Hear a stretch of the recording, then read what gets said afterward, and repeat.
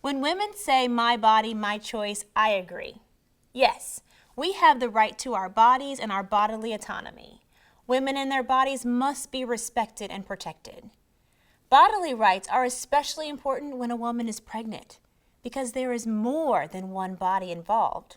After all, carrying a baby is a bit more complicated than, say, carrying a football. This is my husband, Benjamin. He's a tight end for the New Orleans Saints, and he's scoring a touchdown.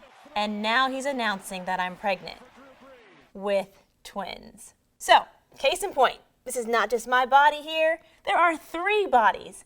Some people try to say that children in the womb are part of a woman's body. But come on. If a child in the womb were literally part of a woman's body, like her arm or her leg, then I'd have 3 hearts, 3 brains, 30 fingers, and because there are 2 boys in there, I'd be mostly male. So when people try to say my body, my choice to defend abortion, it doesn't make sense. Because here's the thing about bodily rights and rights in general. A right isn't a right if I only apply it to me and remain unwilling to grant to others what I ask for myself. To put it simply, a woman's right over her own body does not include the right to end the life of an innocent human being. Think about it. We would find it horrifying if a pregnant woman intentionally took drugs while knowing that it could cause her child to be harmed physically or mentally. However, if a woman has the right to do anything she wants with her body, including terminating her child, then we can't say that's wrong. Furthermore, we must recognize that there's a special relationship between the bodies of a mother and her children. Parents, both mothers and fathers, have a natural obligation to support their children that our legal system recognizes. This is why we require fathers to pay child support for 18 years. The father does not get to say, my body, my choice, choose not to put his body to work, and opt out of paying to support the child he helped create. Likewise, mothers have a natural obligation to support their children. Both parents are responsible to feed, house, care for, and otherwise not neglect their children. If they cannot care for a child, a mother or father is not allowed to end the child's life. They must make an adoption plan or abide by safe haven or baby Moses laws and leave the child at a hospital, police station, or fire station. Since parents have a natural and legal responsibility to meet the basic needs of their children after birth, it follows that they have the same duty before birth. But when women say, my body, my choice regarding abortion, think about the message it sends to men. It's her body, her choice, so I don't need to take responsibility of manhood, marriage, or fatherhood. It's her body, her choice, so it's her problem. If a man uses a woman for nothing other than sex, gets her pregnant, and she has an abortion, he can shrug it off as a woman's issue. My body, my choice is not an argument for women's bodily rights if it results in a woman being neglected rather than respected and protected. It's backwards to say that preborn children do not have a right to life because they're completely dependent on the mother's body. An infant once born is still completely dependent on the bodies of others for survival. But no one thinks an infant lacks the right to life. The weakness and dependence of children is the reason to give them more care and support, not less. Dependency does not eliminate humanity. In fact, dependency enriches humanity. Benjamin and I and our 7 children are all dependent on each other, on our community, and on God. Let's have a community in which bodily rights and bodily autonomy means we respect, protect, and support one another, including the weakest among us. Do we really know when life begins? Some people think that it is a complete mystery, and therefore abortion should be allowed. They reason that a fetus is not a person, or is somehow not a real human being, or is just a potential life while in the mother's womb. But there are 2 problems with this kind of reasoning. First, even if it were true that we did not know when life had begun in the womb, that would be an argument against abortion. Imagine you go hunting with a friend, and the 2 of you become separated. You see some rustling in the bushes ahead, but you don't know if it's a deer or your friend. Would you shoot? That would be criminally reckless if you did, because there's a chance that behind that bush is a human life. In the same way, if there is a possibility that there is a human life in the womb, it would be reckless to kill that life. But that's where we find the second flaw in this reasoning. It's not merely possible that a human life has begun in the womb. It is a scientific certainty that life begins at fertilization. At the moment a sperm fuses with an egg, known as fertilization or conception, a new unique human being that is genetically distinct from both parents comes into existence.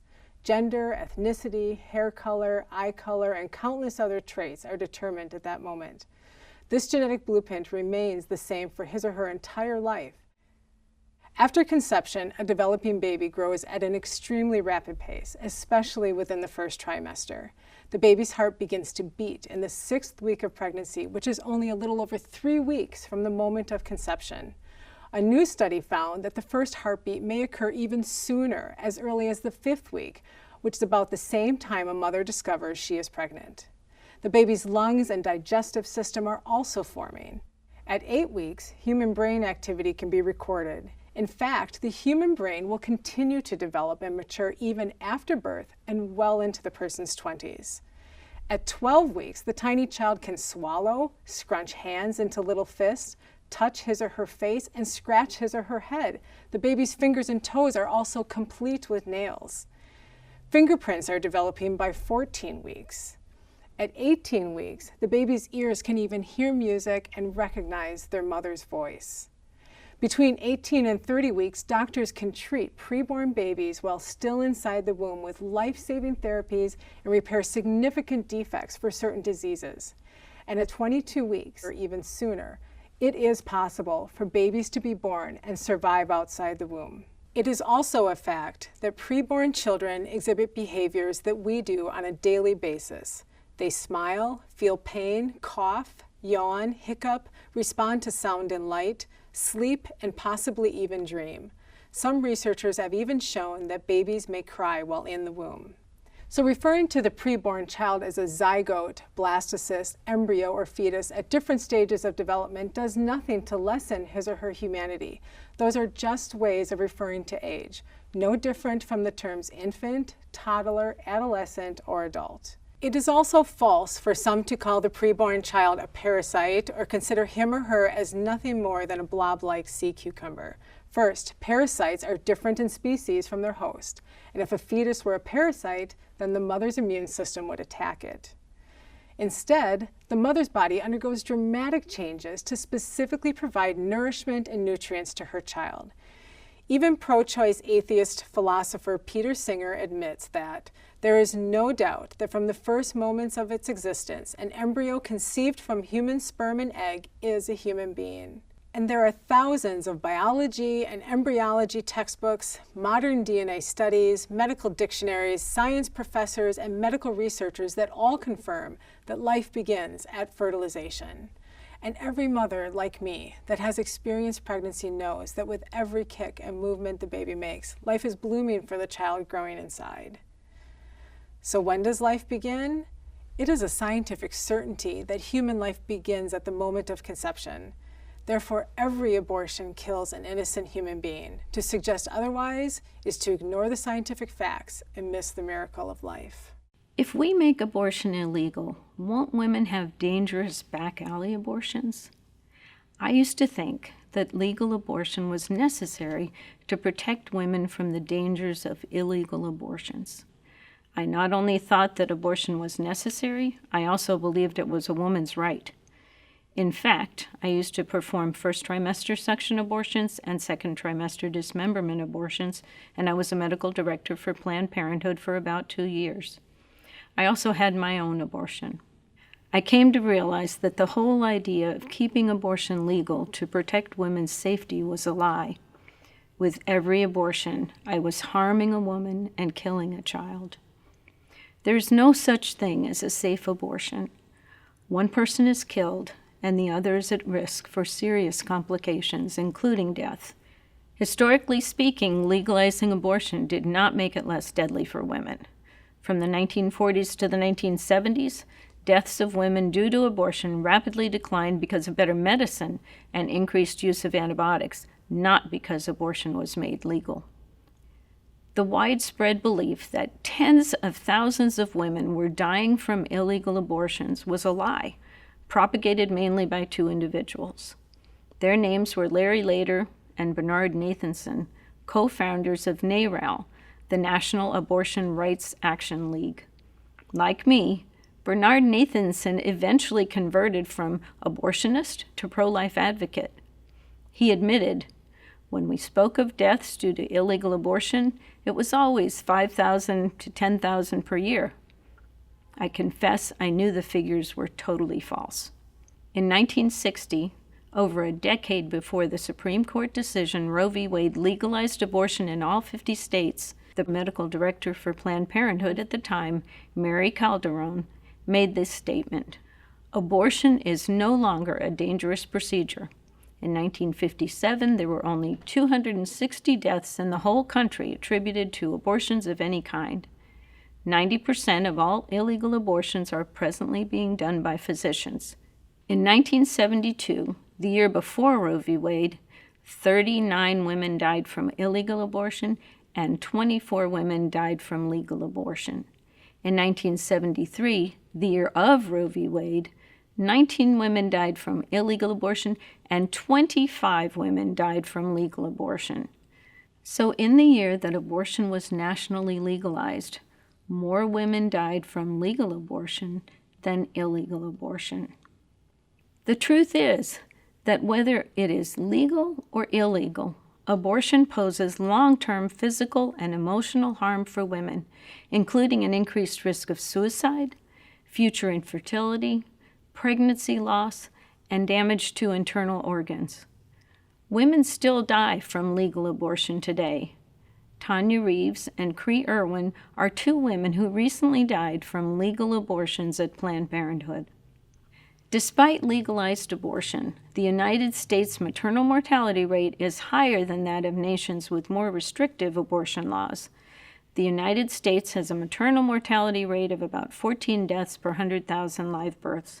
But in Poland, for example, where abortion is illegal except in rare cases, the maternal mortality rate is only 3 deaths per 100,000 live births. Or Malta, where abortion is illegal for any reason, the maternal mortality rate is only 9 deaths per 100,000 live births. After Roe v. Wade, the number of abortions in the United States skyrocketed. As of today, over 60 million children have been legally killed by abortion. The reality is, legalizing abortion has not made abortion safer. It has only led to the deaths of more children and has harmed more women. This doesn't need to continue, however. If we truly care about the safety of women and their children, then we should make abortion illegal. Some people say that abortion is permissible because a preborn child or fetus is not a person. So let's ask the question, what is a person? In everyday conversation, we use the terms person and human being to mean the same thing. I'm a person, you're a person, your parents are persons. Children, yours or somebody else's, are persons.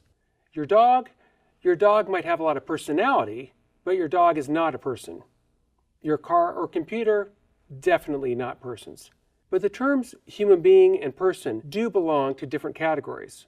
Human being is mainly a biological term, whereas person is mainly a moral term, referring to an individual's value or rights.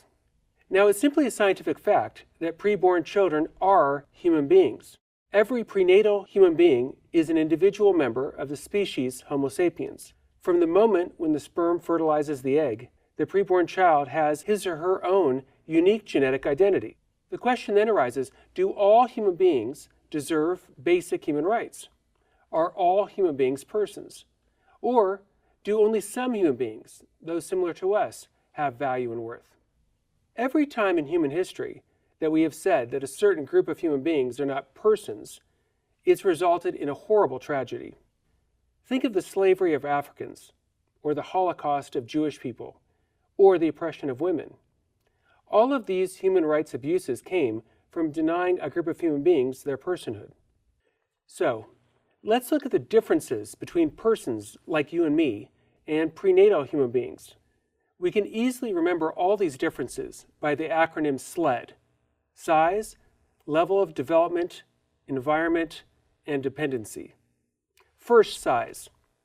Some abortion advocates will say that prenatal human beings are not persons because they're so small.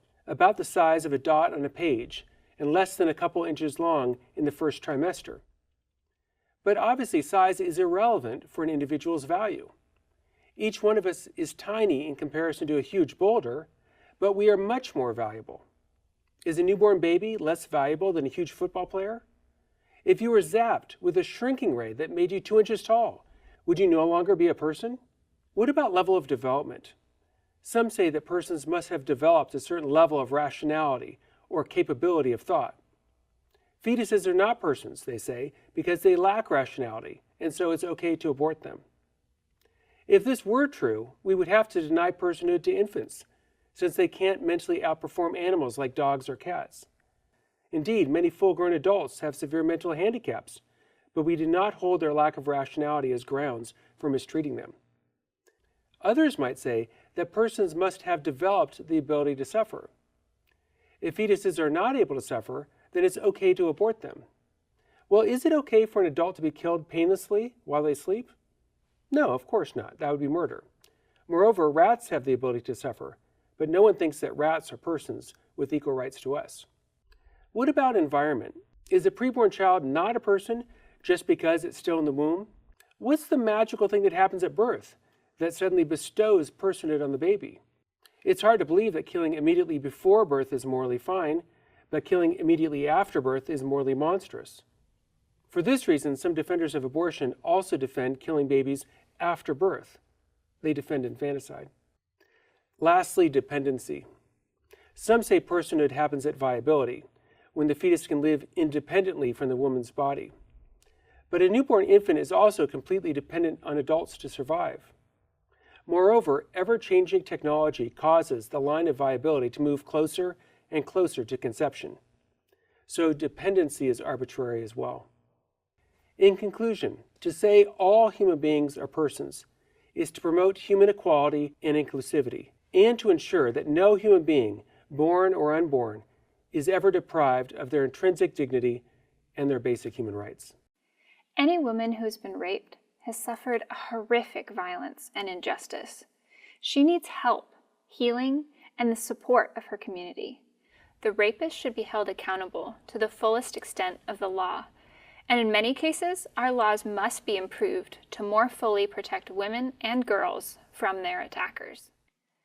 This is a very personal topic for me because my own mother was a victim of rape, and she chose life, my life. When someone says that children conceived in rape should be aborted, they're talking about me. My mother saw that my life was not worth any less than anyone else's simply because of the way that I was conceived, and that I shouldn't be put to death for the crimes of my father. Abortion does nothing to give the woman the healing that she needs and deserves.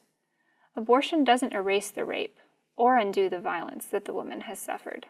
Instead, abortion subjects this woman, and now her child, to yet another act of violence that also cannot be erased or undone.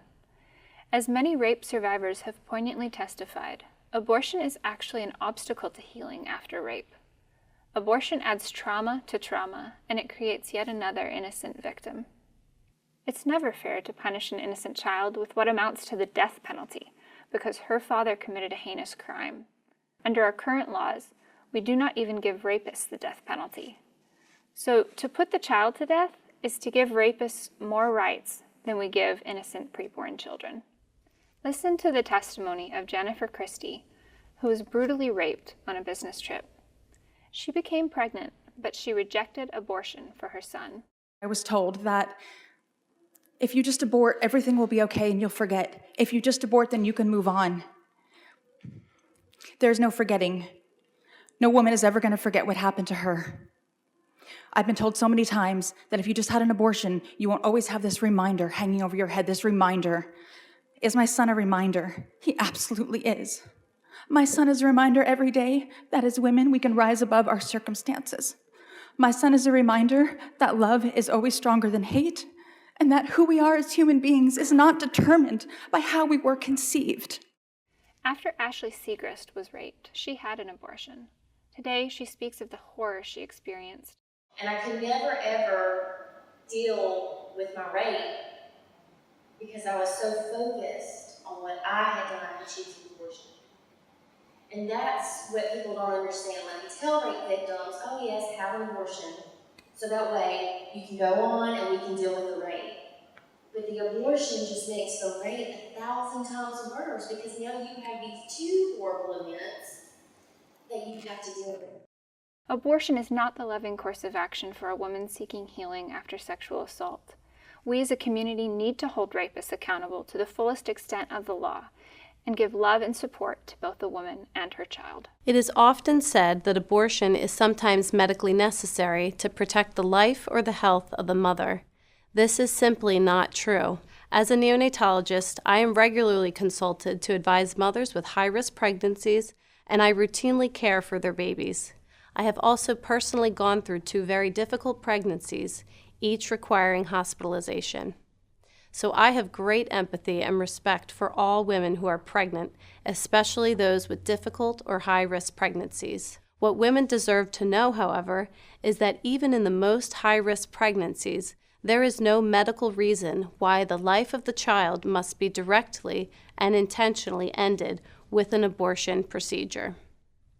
In situations where the mother's life is truly in jeopardy, her pregnancy must end and the baby must be delivered. These situations occur in cases of mothers who develop dangerously high blood pressure, have decompensating heart disease, life-threatening diabetes, cancer, or a number of other very serious medical conditions. Some babies do need to be delivered before they are able to survive outside of the womb, which occurs around 22 to 24 weeks of life. These situations are considered a preterm delivery and not an abortion. These babies deserve to be treated with respect and compassion, and parents should be given the opportunity to honor their child's life. The fact that every year thousands of abortion procedures are done on babies that are the same gestational age as many of the babies I routinely care for is something that very deeply and profoundly disturbs me as a physician. These babies move, breathe, can cry, hear, and feel pain. The second trimester dilation and evacuation procedure, or D&E, involves dismembering the baby by tearing off his or her arms and legs and crushing their bodies and skulls even while they are still alive.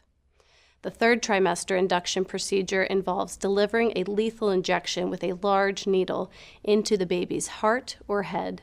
There are also serious safety concerns related to late-term abortions. If a woman's life is imminently in danger, a preterm delivery is a much safer option. An emergency C-section can be completed in less than an hour, while an abortion after 24 weeks, when the most common life-threatening complications occur, takes 2 to 3 days to complete due to the necessary dilation process, in essence delaying treatment and significantly increasing the risk of death and serious disability to the mother. In addition to early delivery as a means of protecting the mother, there are also times when it may be necessary to give a pregnant mother medical treatments which may tragically result in the loss of the baby. However, it is important to understand that these treatments are not abortions. For example, if a pregnant mother has cancer and chooses to undergo chemotherapy, that treatment may result in a miscarriage. However, the treatment given is very different than abortion, as the purpose of the chemotherapy is not to kill the child. Some will also confuse the necessary treatment for an ectopic pregnancy with an abortion. An ectopic pregnancy occurs when a preborn child implants in the mother's fallopian tubes or somewhere outside of the uterus. When a preborn child implants outside of the uterus, it is a hostile environment for the baby in which it cannot survive. And sadly, removing the baby from the fallopian tube or abdominal cavity is necessary, as an ectopic pregnancy will inevitably end in a miscarriage and may threaten the mother's life. These situations are devastating. However, they are not considered abortions. Abortion unnecessarily ends the lives of children and may also result in serious medical and psychological risks to women. Physicians have an ethical duty to deliver expert care for both patients, the mother and the child. A mother's life is always of paramount importance, but abortion is never medically necessary to protect her life or health. Hi, my name is Karen, and I have Down syndrome. It is not a disease, it is not contagious, and you can't catch it from anyone. It's okay. I know I am different than you. I look differently. I talk differently. I walk differently. And I don't hear as well as most of you do. And I don't see as well either. And sometimes it takes me longer to learn things. Now, another thing that is different about me is that I can probably swim much longer and much farther than many of you watching this video. You may be faster than me at the start, but I will outlast you on time and distance any day of the week. You should know I have some pretty big open water swims on my resume, like a relay across the English Channel and a 9-mile non-stop solo swim straight across the width of Lake Tahoe.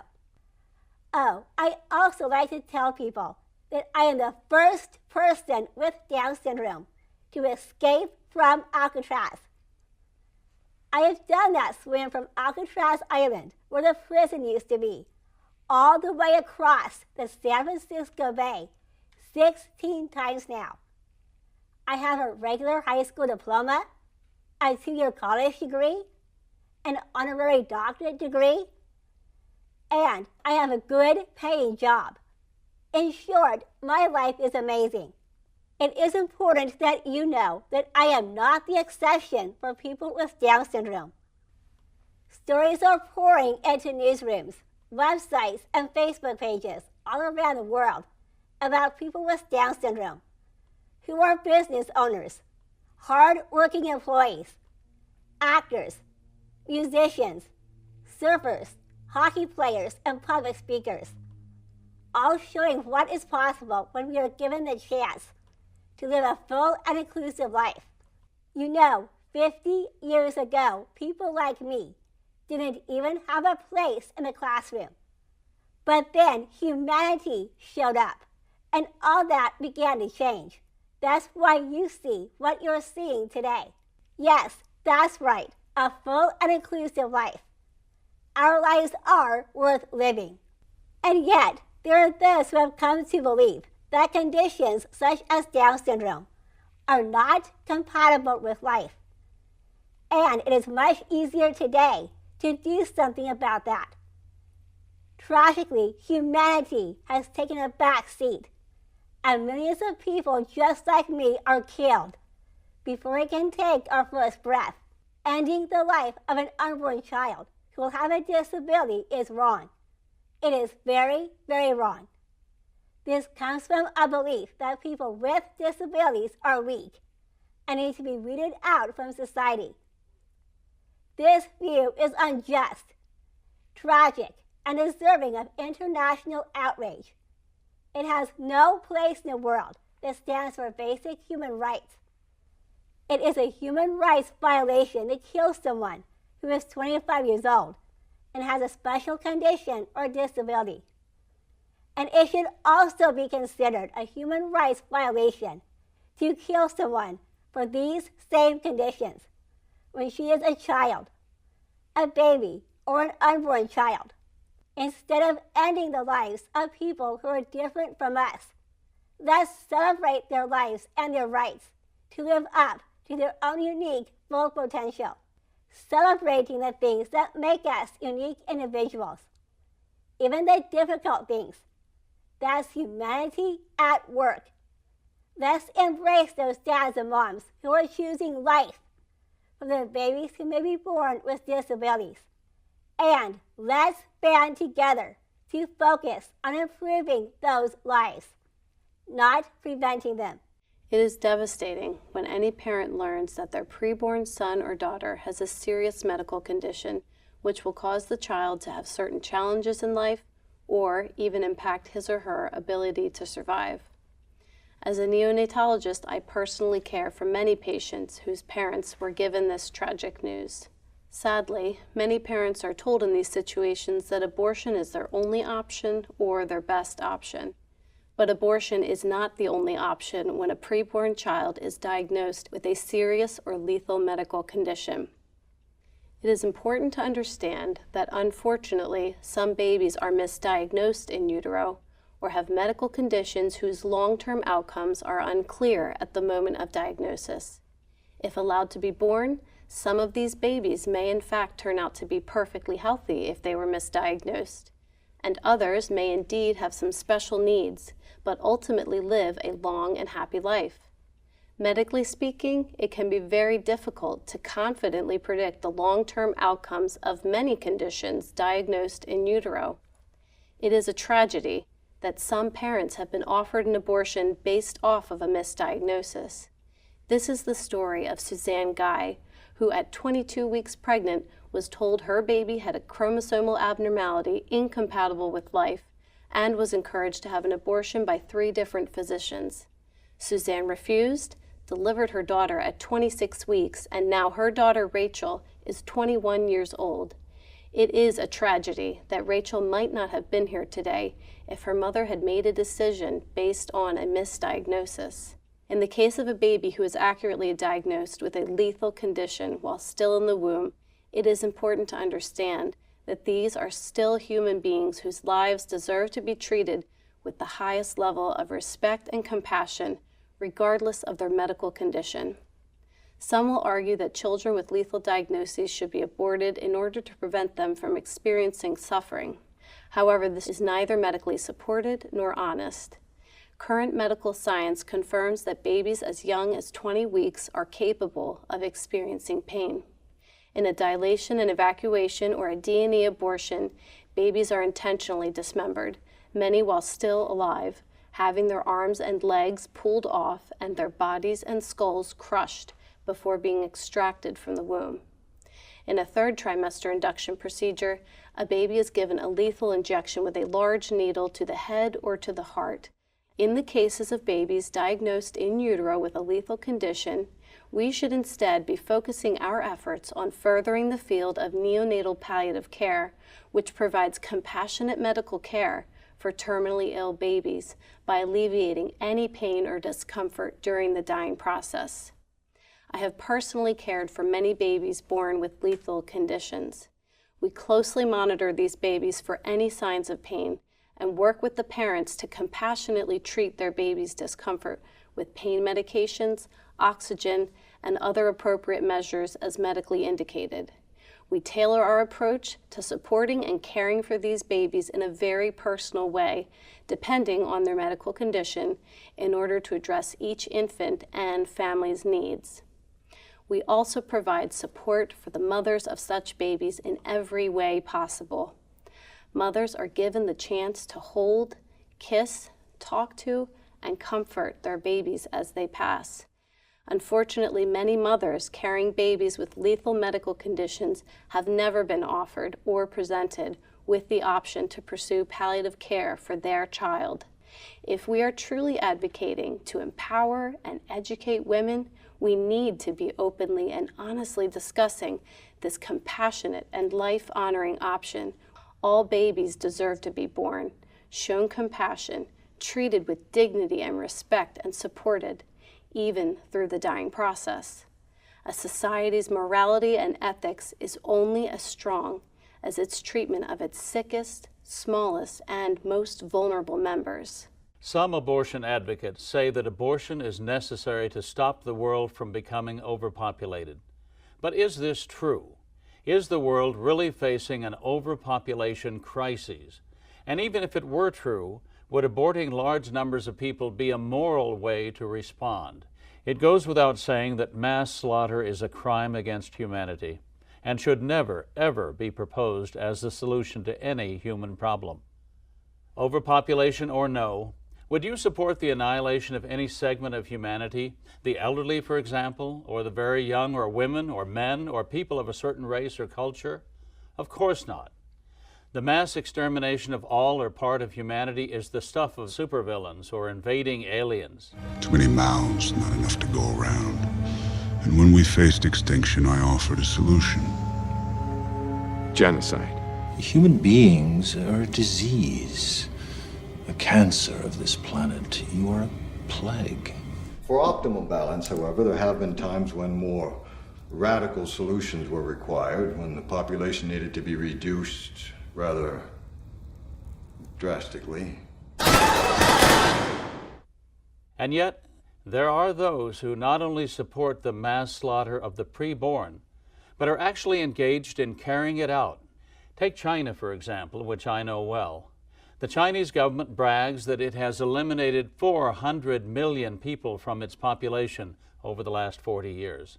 I was in the operating room in China as government doctors were forcibly aborting and sterilizing women who, in some cases, were only weeks or days away from giving birth.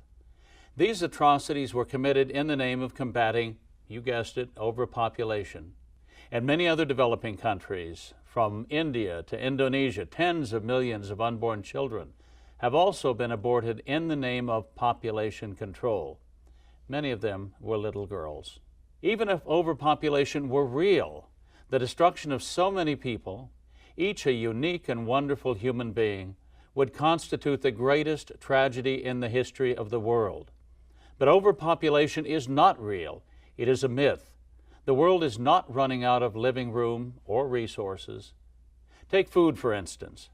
There are currently 7.5 billion people on the planet. But we could easily feed, with current agricultural technology, twice that number.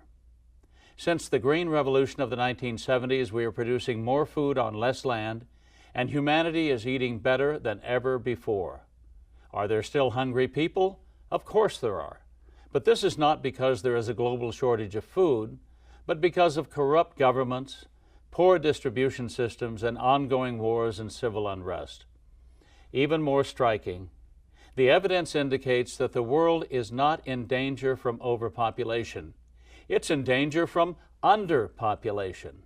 Around the world, birth rates have fallen. Workforces are shrinking, while the numbers of the elderly are dramatically increasing.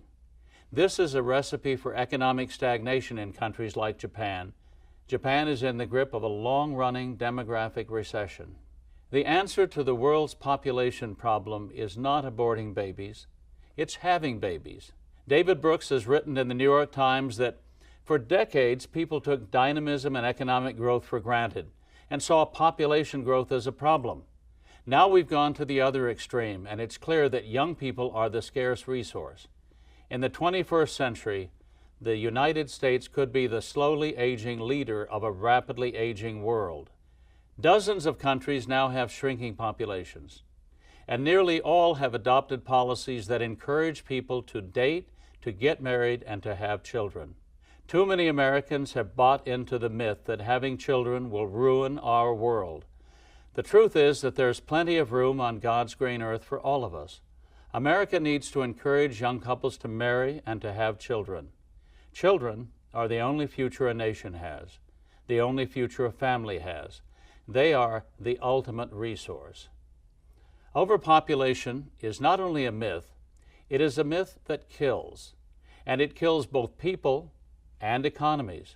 In the world of the 21st century, we need more babies, not fewer, and that means ending abortion.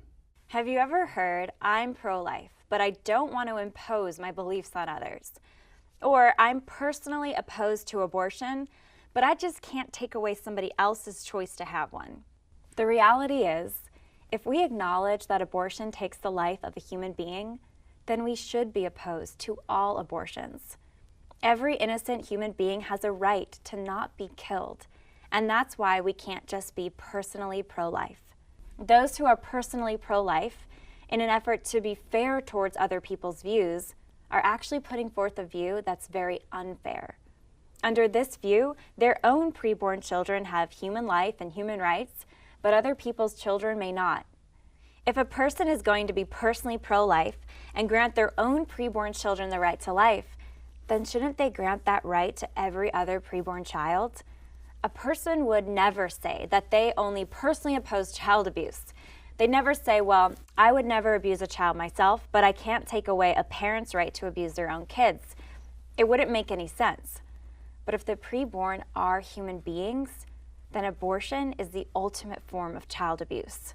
Or imagine if somebody said, I'm personally against slavery, but I wouldn't stop anybody else from owning slaves. Or, I'm personally against the Nazi Holocaust, but I can't stop somebody else from persecuting Jews. We'd think they were terribly confused or even cowardly. The right to life is the #1 right that we the people have promised to protect, along with liberty and the pursuit of happiness. If our laws do not protect the right to life, then they're failing their most basic function. So it's actually impossible to be just personally pro-life. We either believe in the right to life for all human beings, or we don't. Some of those who call themselves personally pro-life think that to oppose abortion means taking away the rights of other people. But that's completely upside down. No one should think that they have the right to kill an innocent human being, especially if that human being is their own child. To oppose abortion is to protect children from having their most fundamental rights taken away. Since Roe v. Wade, over 60 million children have been killed by abortion. Let that sink in. 60 million human lives. And these lives continue to be killed every day. In our country, in our states, in our cities. For many of us, it's happening down the street from our homes. This is the greatest civil rights crisis of our time, and we can't just sit on the sidelines. This is why I've dedicated my life to ending abortion and building a culture of life. All of us need to do everything that we can to protect innocent life, from educating one another on the reality of life in the womb, to exposing the horror of the abortion industry, to giving charitably to support new mothers and fathers, to ministering outside of abortion mills, to opening our homes to children that need foster care or adoption. And vote. Vote with your ballots. Vote with your dollars. Make the pro-life position heard with posts on social media. Together, we can create a community where abortion is rejected and every human life is loved and cherished.